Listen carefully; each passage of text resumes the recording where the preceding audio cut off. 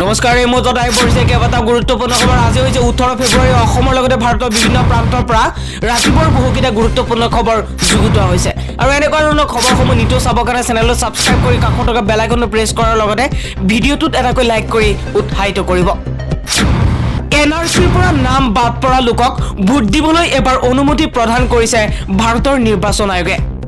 2021 চনৰ অসম বিধানসভা নিৰ্বাচনত ভোট দিব পাৰিব বুলি দেশৰ মুখ্য নিৰ্বাচন আয়ুক্তই কৰা ঘোষণাক লৈ তীব্ৰ অসন্তুষ্টি ব্যক্ত কৰিছে প্ৰবীণ ৰাজনীতিবিদ তথা প্ৰাক্তন মন্ত্ৰী প্ৰেমদৰ বৰাই তেওঁ প্ৰশ্ন কৰে যে উচ্চতম ন্যায়ালয়ৰ তত্ত্বাৱধানত এনআৰচিৰ পৰা নাম বাদ পৰা লোকসকলে কেনেকৈ ভোটদান কৰা ক্ষমতা পাব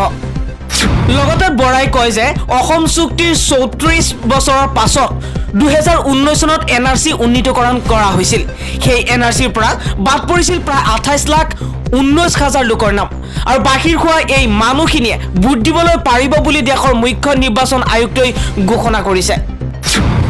গৃহ বিভাগৰ এখন সাৰ্কুলাৰৰ জৰিয়তে নিৰ্বাচন আয়োগে সেই লোকসকলক ভোট দিবলৈ দিয়া বুলি নিৰ্বাচন আয়োগে মন্তব্য কৰিছে জ্যেষ্ঠ ৰাজনীতিবিদ গৰাকীয়ে প্ৰশ্ন কৰে নিৰ্বাচন আয়োগে গৃহ বিভাগৰ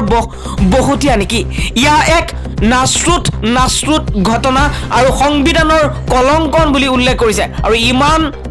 ইমান খৰখেদাকৈ নিৰ্বাচন অনুষ্ঠিত কৰিবলৈ সন্দৰ্ভতো তেওঁ প্ৰশ্ন উত্থাপন কৰে আৰু লগতে 5 বছৰ নোহোৱাকৈ আগতীয়াকৈ নিৰ্বাচন অনুষ্ঠিত কৰিব খোজা কাৰ্যকো সমালোচনা কৰি তেওঁ কয় প্ৰথমে নিৰ্বাচন আয়োগে এনআৰচিৰ পৰা নাম বাদ পৰা লোকসকলৰ সন্দৰ্ভত স্থিতি স্পষ্ট কৰক তেনে মন্তব্যৰ বাবে অসমবাসীৰ ওচৰত ক্ষমা বিচাৰক বুলি উল্লেখ কৰিছে লগতে প্ৰেমদৰ বৰাই প্ৰাক্তন উচ্চতম ন্যায়ালয়ৰ মুখ্য ন্যায়াধীশ ৰঞ্জন গগৈক আহ্বান জনাই কয় যে তেওঁৰ নেতৃত্বত উন্নীত হোৱা এই এনআৰচিৰ পৰা নাম বাদ পৰা লোকসকলে কিদৰে ভোট দিব সেই সন্দৰ্ভতো তেওঁ ৰঞ্জন গগৈৰ ভূমিকা প্ৰয়োজন বুলি দোষাৰে প্ৰাক্তন ন্যায়াধীশ ৰঞ্জন গগৈ অসমৰ দ্বিতীয়জন গোপীনাথ বৰদলৈ হ'বলৈ আহ্বান জনায় লগতে তেওঁ কিহৰ বাবে ৰাষ্ট্ৰপতি মনোনীত ৰাজ্যসভাৰ সদস্য হ'ব লগা হ'ল বুলি প্ৰশ্ন উত্থাপন কৰে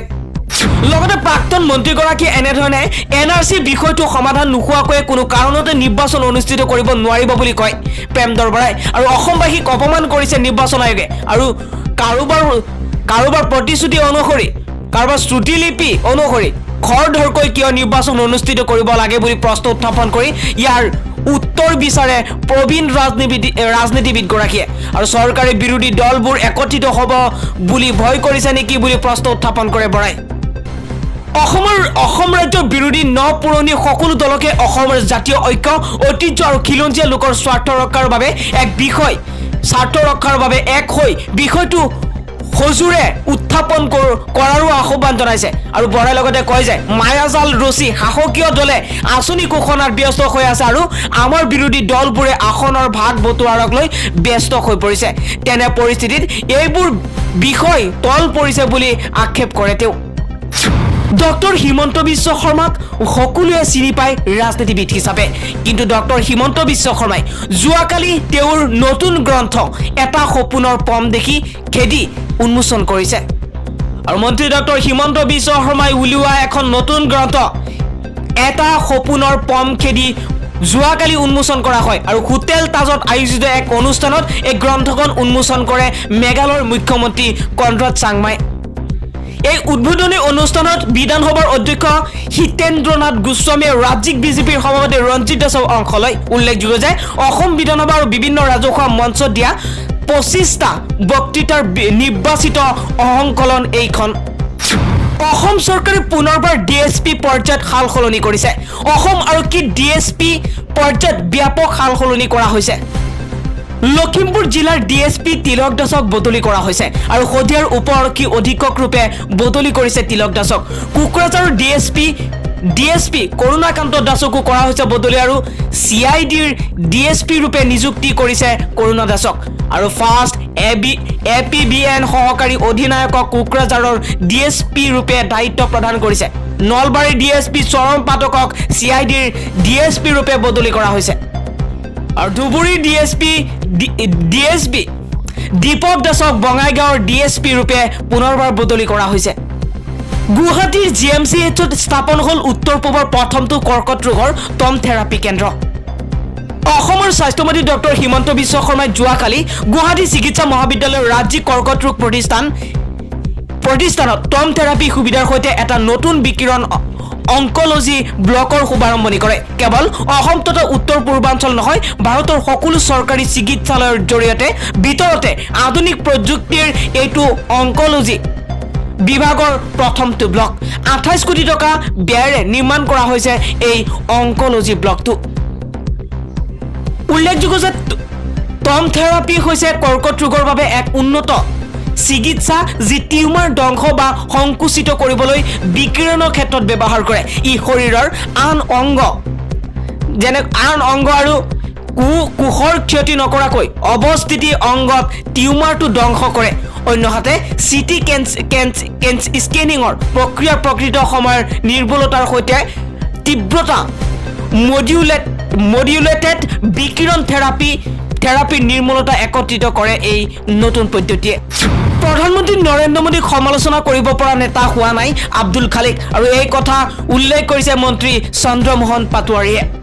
বৰপেটাৰ কংগ্ৰেছী সাংসদ আব্দুল খালেকৰ কথা কোনেও নুশুনে। প্ৰধানমন্ত্ৰীৰ বিৰুদ্ধে ক'ব পৰা যোগ্যতা নেতা হোৱা নাই আব্দুল খালেক, এই মন্তব্য কৰিছে বিজেপিৰ বৰ্তমানৰ মন্ত্ৰী চন্দ্ৰমোহন পাটোৱাৰীয়ে। আৰু যোৱাকালি ধৰ্মপুৰত কেইবাটাও আঁচনিৰ আধাৰশিলা স্থাপন কৰিবলৈ গৈ আদৰ্শ গাঁৱৰ শুভাৰম্ভণি কৰিবলৈ গৈ এই কথা স্পষ্টভাৱে উল্লেখ কৰিছে আব্দুল খালেকক মন্ত্ৰী চন্দ্ৰমোহন পাটোৱাৰীয়ে। উল্লেখযোগ্য যে বৰ্তমান নিৰ্বাচন সমাগত, আৰু এই নিৰ্বাচনৰ সন্মুখতে এটা দলৰ নেতাই আন এটা দলৰ নেতাক বৰ্তমান কথা কোৱা দেখিবলৈ পোৱা যায়। আৰু এইবাৰ নলবাৰী ধৰ্মপুৰত 15 ফেব্ৰুৱাৰী কংগ্ৰেছৰ এক দলীয় সভাত অংশ লৈ সাংসদগৰাকীয়ে প্ৰধানমন্ত্ৰী নৰেন্দ্ৰ মোদী আৰু মন্ত্ৰী চন্দ্ৰমোহন পাটোৱাৰীৰ বিৰুদ্ধে তীব্ৰ বাক্যবাণ নিক্ষেপ কৰিছিল। আৰু তাৰ প্ৰত্যুত্তৰ হিচাপে যোৱাকালি এই কথা উল্লেখ কৰিছে চন্দ্ৰমোহন পাটোৱাৰীয়ে। বদৰুদ্দিন আজমল আৰু হিমন্ত বিশ্ব শৰ্মাৰ লগত আছে এক গোপন বুজাবুজি, এই কথা উল্লেখ কৰিছে নগেন ডেকাই। হিমন্ত বিশ্ব শৰ্মা আৰু বদৰুদ্দিন আজমলৰ গোপন বুজাবুজিৰ কথা উল্লেখ কৰিছে। আৰু এইবাৰ অসমত একমাত্ৰ জাতীয়তাবাদৰ চৰকাৰ গঠন হ'ব আৰু সাম্প্ৰদায়িকতা আৰু হিন্দু মুছলমানৰ ৰাজনীতি শেষ কৰি সমাজখনক নতুন বাটেৰে আগুৱাই নিবলৈ আমি ৰাইজৰ আশীৰ্বাদ বিচাৰিছো বুলি উল্লেখ কৰে। এই মন্তব্য কৰিছে অসম জাতীয় পৰিষদৰ নেতা তথা অসম জাতীয় পৰিষদ নলবাৰী জিলা সমিতিৰ সভাপতি নগেন ডেকাই। অসম জাতীয় পৰিষদৰ নলবাৰী জিলা সমিতিৰ উদ্যোগত নলবাৰী সমষ্টিৰ অন্তৰ্গত নাৰপাৰাৰ দতৰা আঞ্চলিক সমিতি গঠন কৰাৰ লগতে এখন যোগদান সভাত উপস্থিত থাকি তেওঁ শ্ৰীমন্ত শংকৰদেৱে দেখুৱাই যোৱা সমন্বয়ৰ আদৰ্শসমূহ অসমৰ মানুহৰ বাবে শক্তি হওক, সাহস হওক বুলি মন্তব্য প্ৰদান কৰে। উক্ত সভাত অংশগ্ৰহণ কৰি ডেকাই কয় যে কাৰ বিৰুদ্ধে ভোট দিয়া নাছিল বদৰুদ্দিন আজমলে। বিজেপি আৰু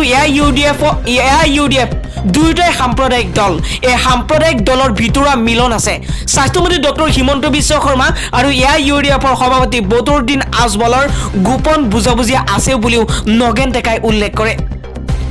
লগতে এবাৰ কৈছে বিজেপিয়ে সমাজখনক ভাগ কৰাৰ বাবে উঠি পৰি লাগিছে বুলি মন্তব্য কৰি ডেকাই কয়, যেতিয়া ৰাইজে বাট-পথ, চিকিৎসাৰ উন্নয়ন, নিবনুৱা সমস্যা বা কৃষকৰ অধিকাৰৰ কথা কয় তেতিয়াই বিজেপিৰ নেতাসকলে মিয়া মিউজিয়াম, বদৰুদ্দিন আজমলৰ পিছপিনে আঁৰি থোৱা বেনাৰৰ কথা কয়। এতিয়া অসমত অসমীয়া বুলি পৰিচয় দিবলৈ ভয় হয় আৰু পৰিচয় দিব লাগে হিন্দু মুছলমান বুলি। কিন্তু আমি যদি অসমৰ স্বাভিমান ৰক্ষা কৰিব লাগে, মূৰ দাঙি জীয়াই থাকিব লাগে, তেন্তে অসমীয়া জাতীয়তাবাদকে অসমত চলিবলৈ দিব লাগিব। জাতীয়তাবাদী চৰকাৰ নহ'লে অসমৰ সম্প্ৰীতি থান-বান হৈ যাব বুলি মন্তব্য কৰিছে নগেন ডেকাই। তেওঁ লগতে কয় বিজেপিয়ে আজমলৰ ভয় দেখুৱাইছে। অসমৰ মাটিৰ পৰা বিজেপি, কংগ্ৰেছ আৰু এআইইউডিএফকো উৎখাত কৰিব লাগিব। অসম জাতীয় পৰিষদৰ চৰকাৰ হ'লে আমি কা বলবৎ হোৱাত বাধা দিম। কা এখন সাম্প্ৰদায়িক আইন, এই আইনৰ জৰিয়তে ধৰ্মীয় মেৰুকৰণ কৰি ভোট বেংকৰ তৈয়াৰ কৰিব বিচাৰিছে বিজেপি চৰকাৰে। আৰু আমাৰ চৰকাৰ হ'লে নাগৰিকত্ব দিয়াৰ নামত হিন্দু মুছলমানৰ ৰাজনীতি বন্ধ কৰিম আৰু 1971 চনৰ 25 মাৰ্চৰ পিছত অহা হিন্দু মুছলমান কোনো বিদেশীৰ বুজা ল'বলৈ আমি প্ৰস্তুত নহয় বুলি নগেন ডেকাই স্পষ্ট মতামত দাঙি ধৰে। লগতে নগেন ডেকাই কৈছে অসম গণ পৰিষদক সমালোচনা কৰি তেওঁ কয় যে অসম গণ পৰিষদ নামটো সংগ্ৰহালয়ত থাকিব। তেওঁলোকৰ নেতা 3জনৰ লক্ষ্য কেৱল মাত্ৰ ক্ষমতা, লগতে মন্ত্ৰিত্ব। তেওঁলোকৰ কথা আলোচনা কৰিব নালাগে, কাৰণ তেওঁলোক বৰ্তমান বিজেপিৰ লগতে আছে। লগতে নগেন ডেকাই কৈছে দিল্লীৰ চকুত হৈ কথা কোৱা অসমৰ স্বাভিমান ৰাজনৈতিক সামাজিক অধিকাৰ ৰক্ষা কৰা চৰকাৰ গঠন কৰিবলৈ ৰাইজক আহ্বান জনাইছে। স্থানীয় নাৰপাৰৰ দুৰ্গা মন্দিৰত অনুষ্ঠিত হোৱা সভাখনত সভাপতিত্ব কৰে সমাজকৰ্মী ঘনেশ্যাম কলিতাই। আৰু উক্ত সভাখনতে অঞ্চলটোৰ কংগ্ৰেছ বিজেপি অগপৰ প্ৰায় অৰ্ধ শতাধিক কৰ্মীয়ে অসম জাতীয় পৰিষদত যোগদান কৰে। আৰু বৰ্তমান সময়ত অসম জাতীয় পৰিষদ দলটো বৰ্তমান শক্তিশালী ৰূপত গঢ়ি উঠিছে আৰু অসমৰ বিভিন্ন জাতি জনগোষ্ঠীৰ লোকে অসম জাতীয় পৰিষদত যোগদান কৰি এই দলটোক শক্তিশালী কৰিবলৈ বৰ্তমান চেষ্টা কৰিছে।